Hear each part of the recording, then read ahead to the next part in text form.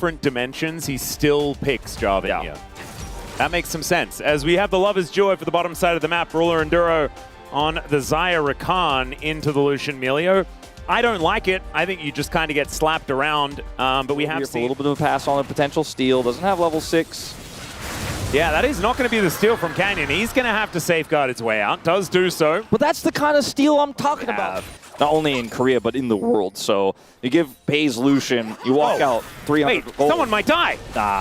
Okay, Keen's just going to flash, but Ono Ono with flash. the flash follow. That's incredibly slick. Keen does manage to buffer the CC from the ultimate. Carrier comes on over, gets himself an assist, and that is Ono that picks up first blood. Lose a lot. There are 3 grubs on Gen.G right now. And so if Doran is teleporting down Keen without his teleport, he will be able to get a lot of work done towards this turret. Is Double Dragon worth it? That is the question. Faker can't get access right now, so they also have a great ward. It's about to time out to spot his approach.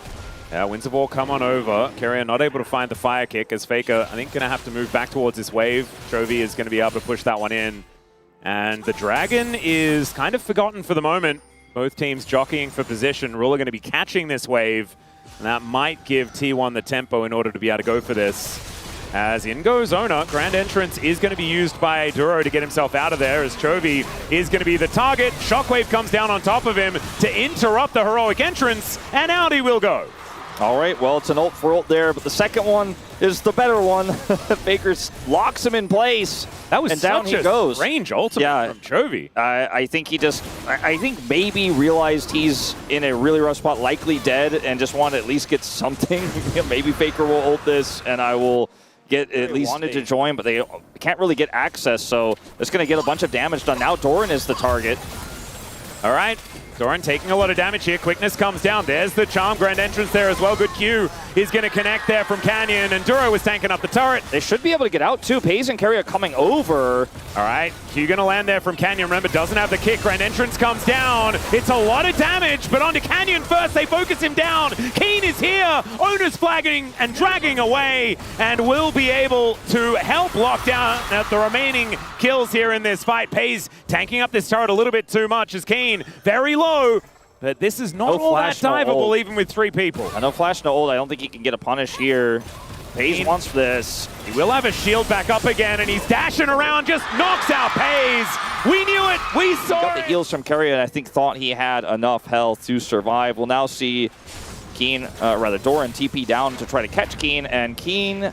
He's going to try and teleport away, but it's not going to work. He just gets flash nod, this is a down he will go. It's a silly set of plays. Yeah, there's been a fair few things where it's like, aha, they will not be able to cancel this, and then it just gets canceled, and then they die. That one makes a little bit more sense, was out of vision there, and sort of went for it. And the attempted teleport doesn't pay off, but it's worth a shot. Well, at the end of the day, as the dust settles, even though Pays died and for a fairly silly reason, they have so much control. They're pushing the mid turret. This Lucian has 2 items.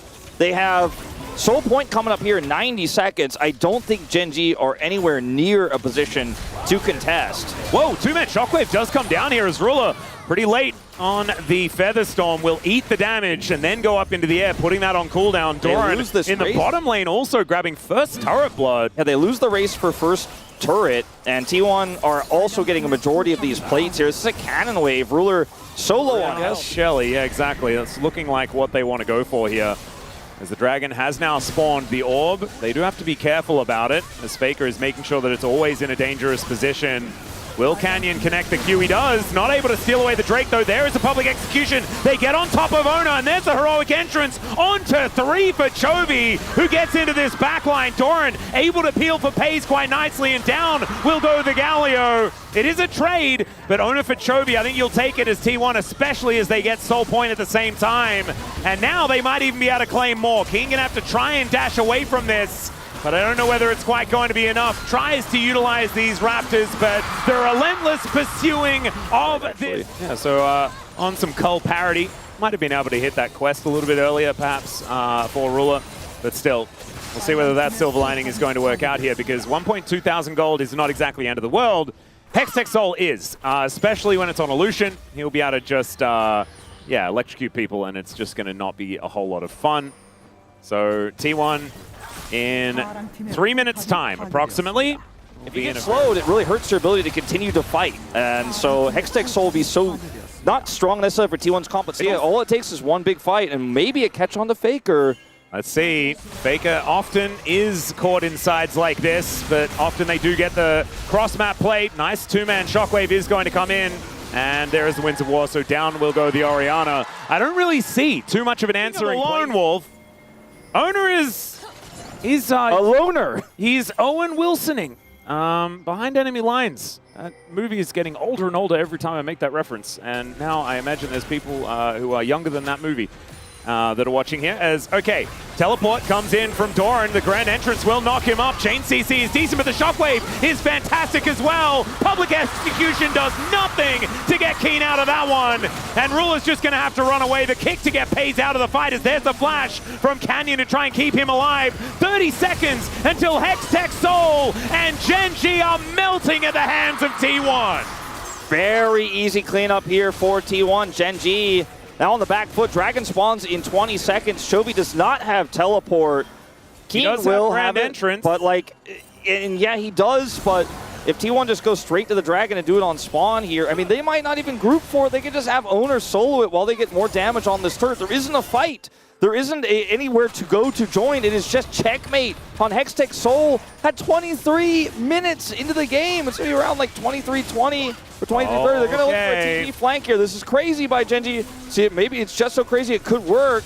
Well, let's see. No Dragon Rage kick. Pay's going to get over here as now Keen just trying to dance on in. It's going to be the Hextech Soul going over to T1. Push that wave in and now slink back into the Fog of War, threatening this purple worm. And Gen.G might actually have to leave their base in order to go and contest it. Gen.G they can get away with it. It can put them back in the game.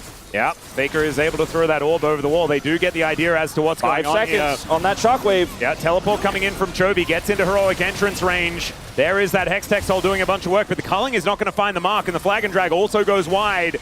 Fire kick, not hitting too much either. So T1, they will stop the Baron, but they will not punish Gen.G too much for it. As Gen.G are now finding themselves on a pretty awkward part of the map. Now Ruler's getting chased down by Faker. Shockwave gets the Feather Storm. Big win.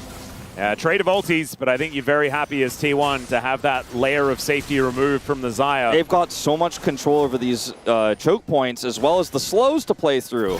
Oh, there's a Gnar onto Keen as well. He's just cataclysmed. Dunked down by Ona, and they should now be able to move over towards this Baron once again. Keen up in 43 seconds. This Baron is going to be long gone. Yeah, that's just a brilliant play from T1. Faker walks up to 3 people and gets Ruler's ultimate. It looks like a low-value Shockwave if you just watch that small instance, but when you look at the grander picture of the Hextech Soul, the lack of vision for Gen.G, the fact that they have to retreat into these choke points, there's no... Ban Faker's Orianna, like, you won't look silly, you know? Because that is the most important thing to do against T1. I thought that Gen.G might have a plan, and as it turns out, they didn't. Keen's going to get Shockwaved here. He went to try and find his ultimate, but Ambessa can't really do that very much anymore. As Canyon's going to get locked down. There's the kickback onto Ona, but it's only to get them out with relative safety. Justice Punch is a great answer here, but Chovy's response is death, as Pays is going to lock down that kill. And T1 should be just cruising towards the Nexus here to pick up their first win of this best of 3. Gen.G going for a last-ditch attempt here, but without Chovy, it's so difficult to defend against T1. A game that only really had that one blemish of Faker's getting picked in the top lane, otherwise just domination here. Yeah, and Ruler going to be taken down here. Featherstorm not even able to be used. Great chain CC out of T1. They shut Gen.G out of this from minute 1, it felt like. And with one Baron, they'll destroy the Gen.G Nexus and see whether they can pick up their first victory here on Gen.G home turf. T1, one of their biggest issues, especially in the loss against KC, right, which is the one everybody always brings up, is their haphazard control over objectives, their ability to think that they have control over a fight or that they can take any fight without positional control. There was not one Dragon fight in this game where Gen.G had any ins. It was attempted steals from Canyon only, and that weird awkward play where Chovy was there by himself and got caught and punished. On the third Dragon, they fully sent it, and T1 won the game in that moment. Again, on Baron, very decisive, Safe build from Faker. He got caught in the side lane once, but his Rocket Belt saved him against that final engage there on the bottom lane. T1 left nothing to chance. Very defensive, very oppressive playstyle here in this first game. A big departure, I think, of what we've seen from a lot of teams. It doesn't sound fun for most of them. It feels pretty good for Varus. Yeah, and okay, so I think it would also feel really good for Shen to play into the Jax. I'm not entirely sure. Of course, Shen does like to auto-attack as well, so it's sort of like Twilight Refuge. Chovy 5-1 on the Anivia thus far. Also, Keen undefeated on this Varus that hasn't played it all too much, as now Ona could be in a little bit of trouble here. Steals away the Wolf Camp, and Duro's going to make his way in. Ona without Flash is just going to get taunted up and destroyed, and that is the proactivity that we've been looking for from Gen.G, but Faker is also going to get on in here, seeing whether he can push them away. Carrier taking a lot of damage as Ruler throwing the bombs around. And now Pays should be able to execute him. Picks up the kill. All baited there beautifully. And Duro went for the... As Carrier is just going to push Ruler away. They're going to be able to get this first dragon with this amount of control. And Doran is behind as well. But this means way less, I think. Doran is still a Jax that's still going to be able to do a lot in this game, whereas threatening a Realm Warp. This is such a bad game state here for Gen.G. Chovy might be able to make a play, though. Yeah, does find the stun onto Faker. He's ghosting. There is a Varus making his way down the river, though. Chains of Corruption goes wide, but Cease and Desist cannot actually go wide. Chovy's going to pick it up with a Glacial Storm. Take a little back himself, but this is not an even trade. This is kind of risky here for Gen.G. Carriers here. Doran's also collapsing. Chovy moves over a control ward. They get vision absolutely everywhere. There is a secure on the blue buff, but it's a decent taunt to land.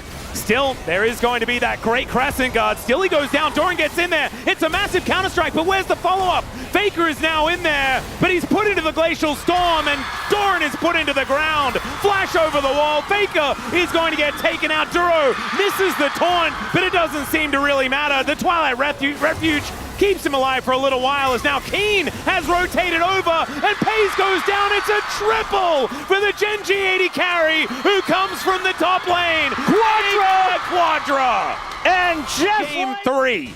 It is coming, as there is the Drake secured Chemtech Soul this game as well. Not exactly the greatest of Chemtech angles, but still will be valuable. As Duro looking to try and stop Ona here, who has just permanently been counter-jungling in a game state that's been kind of weird, to be perfectly honest. They get into the Crescent Guard, or at least they try to. Keen not quite able to get a lot of value there, as Carrier just trying to play some defense. They're waiting for another Shadow Dashes. In goes Duro, but he doesn't get the taunt. Still Keen. He's able to grab his 5th of the game. Faker now trying to run away. He's got the Ghost. So running is something he's pretty good at, but the Cease and Desist comes down, the stun to follow up, and Carrier can do nothing to help out. A set of advantages that I did not see coming after what happened in the early game. Yeah, I would agree. Faker is now once again in a whole lot of trouble. The Chain CC is coming on through as the Glacial Storm will be up again.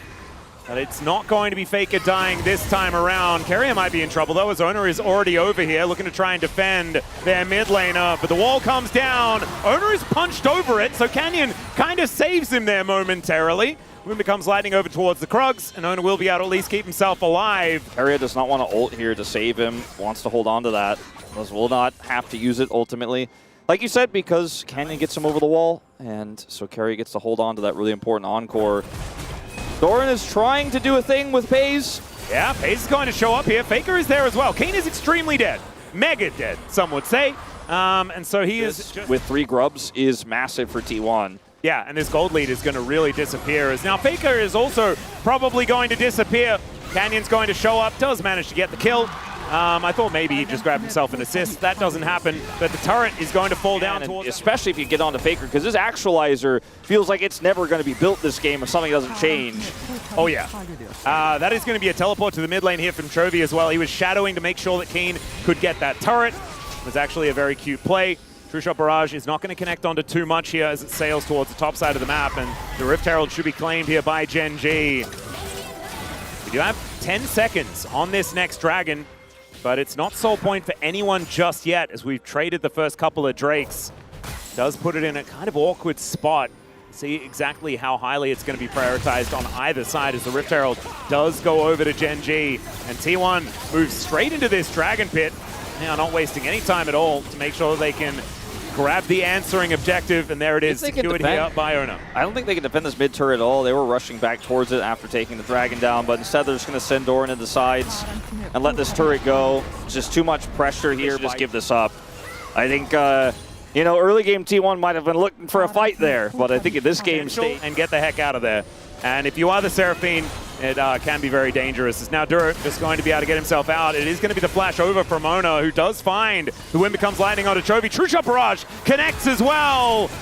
And there's the Rune Prison taken down to the egg. Let's see whether the damage can come on through. The Encore, fantastic. They take out the egg, but at what cost? As Ona and Doran both fall in the pit. Keen is going to break his arm guard. That might actually keep him alive as Ruler is controlling space. In this moment here for T1, because they're letting Gen.G have the dragon. Faker's getting money. I mean, he needs it desperately.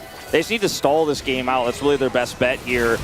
And so Canyon gets dragon, but they're not opting in. There's definitely a Rise 1. Faker is definitely not going to be using it. Does Ezreal have one? I don't think so, but there is definitely a Varus one and a Vi one. But now we've also got a very dead Ona as Gen.G utilizing Duro's ability to get anywhere on the map pretty effectively here, but in the delivery, Duro in position, the Encore goes completely wide, but Duro is going to be taken down, left on his lonesome, and Chovy, it's a great stun onto Doran to avoid that counter-strike, and now he's just kiting them around. Another stun comes in. Pays will find him though. The Arcane shift forward, it's a decent dodge, but it is not enough, and Pays is going to be able to get his revenge. A second death here. Really ahead. And maybe didn't even trust his own damage there. All right, Cease and Desist does come down here. Mega Inferno Bomb is going to push back the Jax, and he just blows. Another on that dragon. The fact that Doran has TP is really valuable here because he can continue. Pretty dangerous. This True Shot Barrage over the top as well is going to land onto 2. Ruler and Keen taking a lot of damage here. They do need to be careful. Look at that wall, plus the Glacial Storm and the 2-man stun. Still, T1 are going to be able to walk over it. Duro taking a lot of damage. And there is the Encore flash, but Canyon able to get himself out of the way. They get themselves the grab, but Canyon going to go down to the GA so early. And in goes Chovy, trying to be in the Crescent Guard to make something happen. Canyon should get taken down here. It's Pays that gets the shutdown. Keen goes golden. Owner is over the Glacial Storm and out of trouble as it's a double for Pays. At full health, he's going to pick up the third one as well. And Ruler not going to be able to do anything about this other than kill Carrier from half health. And let's see if he can get out of this one. I don't think so. Nice try with the satchel, but Doran is just going to slap him on the back of the head. And down he goes, and now it's T1's Baron. T1 incredibly patient in this game. And Gen.G, for the first time in a long time, finally got such a massive lead for so long. Duro takes a lot of damage from another one of these True Shot Barrages. And we're seeing the power of this Ezreal that has been a big problem all week long. Canyon looks for the angle towards Bezo. Mega Inferno Bomb. Can they kill him? That's the question. And the answer, ladies and gentlemen, is no, not yet. As down goes Canyon first. Crescent Guard for Owner, and T1's War Machine is rolling over Gen.G. It looks like that 2-0 you were talking about is a little more imminent than we even expected. Yeah, they're just going to push this bottom lane where everybody's here. They've got the wave, they've got Baron, and Gen.G could not hold on to the lead. They had such an advantage. Keen got a quadra kill in the early game. Faker was 2,500 gold behind, but it just doesn't matter. They bide their time, they play a slow control game, and on the Baron, the objective that matters, they get the win. They get another win on the bottom side. Push to end. As protected by Keria in that moment, has the peel. There's no follow-up for Canyon's engage. They're too far away. The Gambit to try to kill the Ezreal falls flat on its face, and T1 will take the upset 2-0. I don't know if anyone in our group predicted T1 to win this matchup today. I mean, I think there might have been a couple, but I think it does count as another upset. I mean, they just lost to KT. 3 in a row. They just lost to Nongshim, and then they beat Gen.G 2-0 on their own home ground. Upsets happen every day. I think 0-3 on my Legend Group predictions. Yeah, me too. And I'm kind of happy to be so as well, given how interesting this week has gone. T1 with the loss to KT, but beating Gen.G. Legend Group is the new Rise Group, man. That's what I'm saying. This is where all of the things can happen. All the craziness is born. And Gen.G on home soil are just going to get demolished. Bopped by T1. Those last couple of team fights, in fact, team fights throughout this whole series have been all T1. And that was their problem against KT. That was a large portion of what was some of the issues against Nongshim as well. And they've come together here in this particular match. I think there's been some camaraderie built up over the last couple of days. The turn off T1 looked so good. The turn off the Baron from Gen.G wasn't played well enough, and T1 just capitalized on it. I mean, with the owner Crescent Guard, Keria looking for the flash charm there, was actually able to buy a little bit of space, even though it wasn't some of the Seraphine ults we've seen from Keria around Baron, where he just ends the game, as he's got quite a few famous ones there. But Gen.G, I don't want to call this a throw, because the way I see this game, yes, in some ways it is, right? In some ways they could have played that Baron better, and they could have gotten more, solid leads and controlled the map a little bit better, but the way T1 set up their lanes with Doran bottom side with TP, Faker with 3 members shadowing him as he just farmed wave after wave after wave while they maintained Baron vision and said, you can have those Chemtech Dragons. We don't care about those. Those aren't going to be what wins you the game. I think this is a clinical game of how to play from behind by T1. And Keria here looks for the flash ult. Oh, it was almost onto 4 people. And then look at everything sent into owner. That's a mistake because he's got Crescent Guard. He just tanks up so much now. Chovy's on the wrong side of the fight. Ruler is a Ziggs, and Keen just cannot get this done alone with the build he's chosen. And once Pays decides, all right, the threats are done, he goes in at full health, untouched. And this is the final moment here. Yeah. Pays lands another true shot barrage. And T1 sort of feigning and watch this play. Pays gets him ulted. There's a Ziggs bomb, but there's nothing else because Keria drops the ultimate, so Keen can't get in. No one can offer any further damage outside of the Ziggs ultimate. And so he doesn't die. He dies. Canyon, that is. And the fight is over. And T1 just like back-to-back team fights, and the game is just over in the blink of an eye. Gen.G this game, it felt like they were ahead for about like the majority with the 4,000 gold lead, something like this. Not a small number, and in fact a larger lead than we saw most of game number 1. But T1 just kept a level head and trusted in Pays. I'm curious to see what Faker's damage number is this game. Look at that, nothing. He's got nothing. He killed minions all game long and helped control the side so they could get Baron. He did his job. He was, what, 0-4 for a majority of this 33-minute game. But they played around the fact that he was farming it up. They had Baron control. Great map game from T1. Just macro, immaculate, made all the right choices.